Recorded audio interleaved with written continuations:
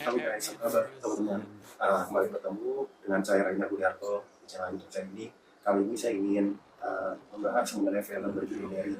Jadi di film Mary ini teman-teman bisa saya ceritakan bahwa Mary adalah Maria. Maria ini dalam konteks Yesus Kristus. Jadi di Alkitab itu ada Maria. Maria itu melahirkan Yesus Kristus yang di umat Kristiani mengakui Yesus Kristus adalah Tuhan. Jadi apa ya, di film Mary ini semakin memperjelas bahwa sifat Yesus Kristus itu ditunjukkan secara jelas. Jadi semakin terlihat jelas sifat Yesus itu seperti apa. Yang adalah, sekali lagi, bagi penganut Kristiani adalah Tuhan. Jadi digambarkan bahwa Yesus itu yang adalah penguasa semuanya, pencipta manusia.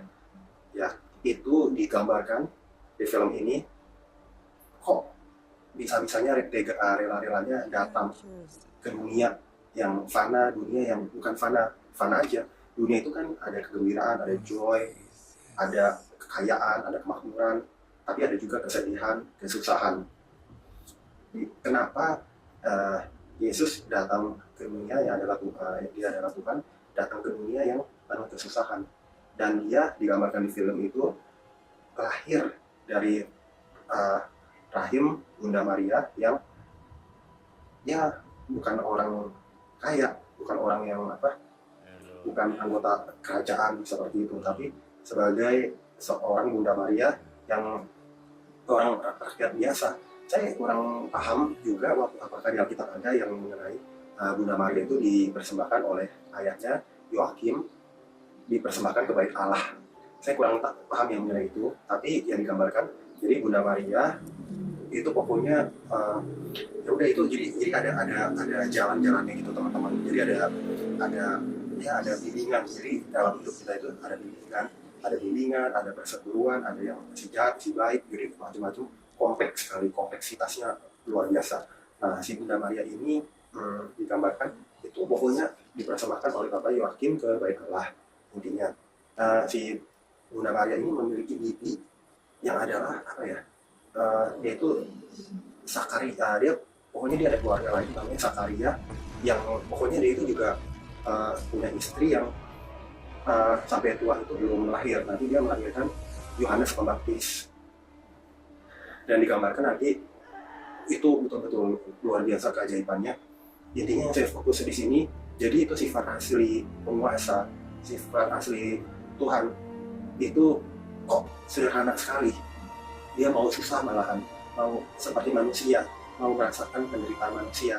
Jadi itu betul-betul teman-teman nandain kalau kita mau baik, kita mau menjadi orang baik, kita mau menjadi orang yang berkuasa, kita mau menjadi orang yang benar, kita mau menjadi orang yang hebat. Itu bukan berarti kita harus menjadi semena-mena, bukan berarti kita menjadi orang yang harus kaya dulu, harus luar biasa dulu. Tapi itu malah dari sesuatu yang tidak berarti, sesuatu yang susah.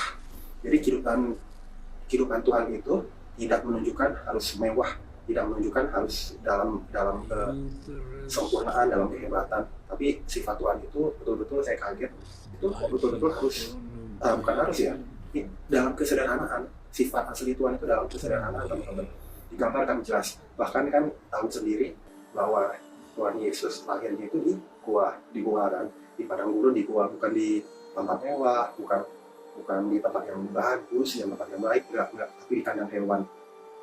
Walaupun kemuliaan Tuhan terus ditunjukkan di situ, bahwa tiga raja maju dari timur mempersembahkan emas, kemudian dan mur seperti itu. Kemudian ada bintang Daud, ada bintang di langit yang menunjukkan posisi anak yang dilahirkan itu. Kemudian banyak nubuatan. Kemudian ya itu istri dari Sakaria, siapa ya namanya, saya juga Maria Magdalena atau siapa ya, pokoknya itu pun sampai waktu si Bunda Maria datang, sampai dia ini diberkatilah, mengucapkan masuklah. Jadi buah kandung di rahimnya melonjak ke kanan, dan sampai ibu itu mengatakan itu saking excited, terberkatilah buah kandungmu. Seperti itu intinya, teman-teman. Jadi dalam hidup ini banyak masalah, banyak pergulatan, banyak pergumulan, tapi Tuhan mau menunjukkan bahwa Dia yang berkuasa saja tidak mau Dia menunjukkan kemewah-mewahan, Dia mau menunjukkan kesederhanaan. Jadi itu sifat asli penguasa. Jadi teman-teman bisa tahu sendiri kalau orang yang sukanya bermewah-mewahan, sukanya hedonis, berlebihan, apakah itu mencerminkan sikap sifat dari Tuhan seperti itu. Tapi orang yang berkebalikan dengan orang yang sederhana, orang yang humble, orang yang rendah hati, malah itu malah yang menunjukkan sifat kebaikan dari Tuhan. Jadi itu aja sih intinya dari film ini. Jadi menunjukkan mungkin kalau kita bertanya-tanya kita itu meninggal bagaimana, kita itu apa meninggal harus dalam keadaan kaya atau sukses banget. Jadi itu semua keinginan kita intinya teman-teman. Tapi Tuhan berkati semua orang tanpa pandang bulu, tanpa pandang status segala yang digambarkan di film ini. Siapapun itu punya hak untuk maju, punya hak untuk berkembang, punya hak untuk hebat. Bahkan bahwa Tuhan sendiri itu digambarkan mengorbankan dirinya menjadi susah sekali sampai mati disalib segala demi manusia itu bahagia. Jadi teman-teman perlu nonton film ini. Jadi intinya saya mau ceritakan di sini bahwa sifat asli Tuhan itu betul-betul rendah hati, humble, sederhana seperti itu. Jadi kalau seseorang yang tidak mempunyai sifat rendah hati segala, ya itu bukan sesuatu yang dari yang mulia banget, malah itu bisa kebalikan. Semoga bermanfaat teman-teman. Jangan lupa subscribe, like, share, komen. Sampai jumpa di video-video saya berikutnya.